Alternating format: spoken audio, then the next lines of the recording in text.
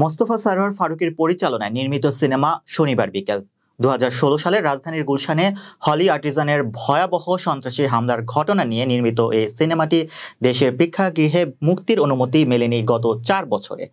একই ঘটনা নিয়ে বলিউডে নির্মিত ফারাজ সিনেমা ভারতে মুক্তি পেলেও বাংলাদেশে সিনেমাটি অদৃশ্য এক কারণে আটকে ছিল সেন্সর বোর্ডে। আপিল করার মাধ্যমে মৌখিকভাবে মুক্তির অনুমতি মিললেও কাগজে কলমে ছাড়পত্র মেলেনি। এই সিনেমার গুরুত্বপূর্ণ একটি চরিত্রে অভিনয় করেছেন নুসরাত ইমরোজ তিশা। গণমাধ্যমকে তিনি বলেন, সিনেমাটি দীর্ঘ সময় ধরে সেন্সরে আটকে আছে। আপিল বিভাগ থেকে এটিকে ছেড়ে দিলেও আবার সেন্সরে আটকে দিয়েছে। কিন্তু এই সিনেমা আমেরিকা ও কানাডাতেও মুক্তি দেওয়া হয়েছে। সেখান থেকে আমরা দর্শকদের প্রচুর সাড়া পেয়েছি। সবার একই প্রশ্ন, বাংলাদেশে কেন মুক্তি দেওয়া হচ্ছে না?